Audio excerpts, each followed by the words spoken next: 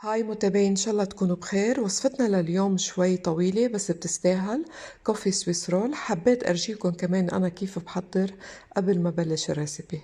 أول خطوة بدنا نعملها، بنحط 4 صفار بيض أكيد بحرارة الغرفة، وبنضيف عليهم 3 كوب سكر أسمر. بنخفق البيض والسكر منيح،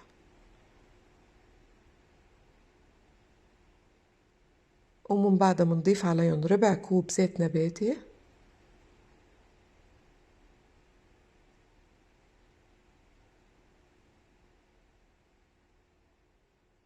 ومعلقة صغيرة فانيليا. وهلأ بننتقل للخطوة الثانية. 3 كوب حليب لازم يكون ساخن، بنضيف عليهم معلقة كبيرة نسكافيه، بنحركهم منيح، وبنرجع بنضيفهم للخليط السائل.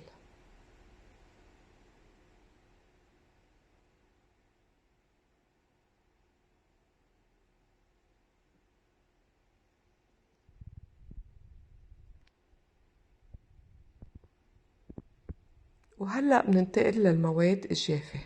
كوب طحين، معلقة صغيرة بيكنج باودر، ونص معلقة صغيرة ملح. ننخل المكونات. وهلأ بننتقل للخطوة اللي بعدها. 4 بياض بيض، نضيف عليهم نص معلقة صغيرة حامض أو خل، وتلت كوب سكر أبيض. منضلنا بنخفق على سرعة عالية لحتى يصير القوام أبيض مثل ما مبين عليكم، ويصير جامد.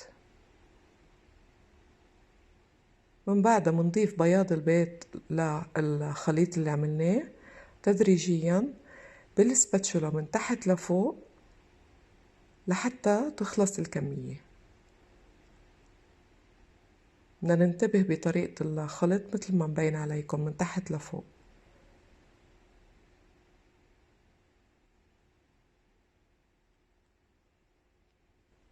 وبقالب مستطيل يكون حافته مش كتير عالية.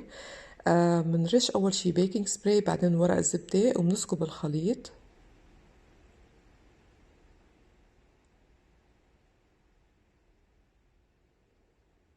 ومنجرب نمد لكل الزوايا بطريقة متساوية قد ما فينا.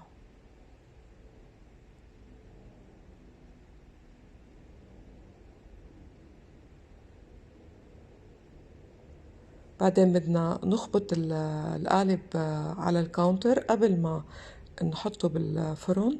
حرارة الفرن أكيد ما تكون محمينة قبل ب10 دقايق على حرارة 180 برف الوسط. بياخد وقت بين 20 ل22 دقيقة. أنا أخذ معي بالضبط 20 دقيقة. هلا هون كنت محضرة منشفة، رشيت عليها سكر ناعم، ومن بعدها نزلت عليها السويس رول. وهون قمت الورق الزبدة. بدنا ننتبه نحن عم نقيمها شوي شوي، يعني بده يكون سخن ونحن عم نقبع الورق الزبدة. بنرجع بنرش سكر ناعم.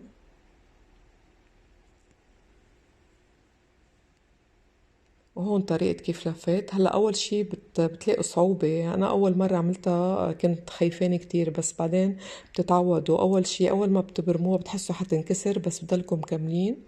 بتصيروا بتلفوا بتسحبوا المنشفة لحتى توصلوا للآخر،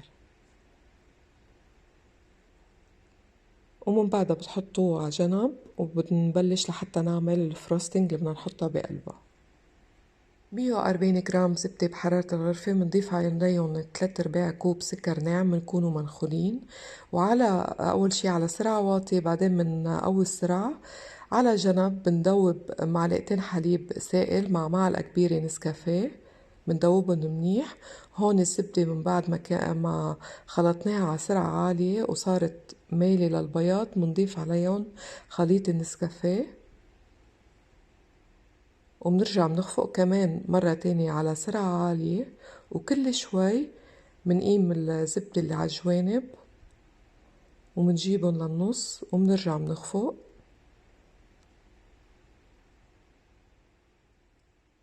لحتى يصير الخليط مثل ما مبين عليكم. من بعد ده بنضيف عليهم نص كوب كريمة حلويات، بنخفقها وبنضيفها زبدة، خليط الزبدة مع نسكافيه. وهلأ منمد السويس رول لحتى نحط الحشوة. الحشوة منمدها بس قد ما فينا، ما نوصل للآخر يعني على الأخير، حتى لما نلفها ما يطلع الكريم على برا. حبيت زين بالجوز المقطع، أكيد اختياري إذا بتحبوه، بس كتير بتعطيها نكهة أطيب. وهوني لما رجعت لفيتها، شوفوا قديه صارت سهلة علي لأنه لفيتها من قبل. برجع بلفها بالمنشفة منيح، بشدها شوي وبحطها بالبراد لمدة ساعة حتى لما أرجع أقطعها تكون سهلة علي. وهون من بعد ساعة من الوقت قصيت الأطراف. القصة طلعت مرتبة لأنه نطرت عليها شوي بالبراد، صارت أهون علي. حبيت زين وجه السويس رول من فوق بالدارك شوكليت، حطيت نص كوب دارك شوكليت شيبس، وزدت عليهم من معلقتين لثلاث معالق حليب سائل.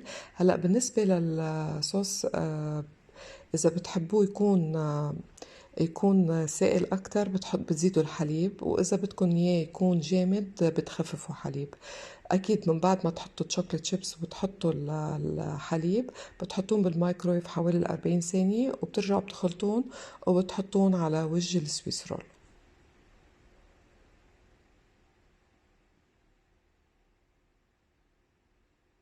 وأنا حبيت كمان زين بالجوز المقطع، وكمان جبت هدول الشوكليت كابس كتير مهضومين، حطيت بقلبهم الكريمة وعلى وجههم الفريز. أكيد بالنسبة للتزيين اختياري مثل ما أنتو بتحبوا.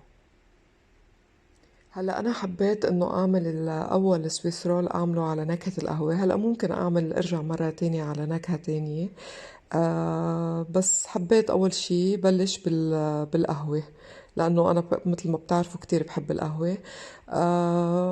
يعني شو بدي أقلكن، النكهات كتير طيبة، الكريمة اللي بقلبها مع الجوز وطراوتها للكيك. ونحن أنا عم بقصها، ما معقولة هيدي الريسيبي شو طيبة، عن جد لازم تجربوها، وكتير بهمني إنه تعطوني رأيكم.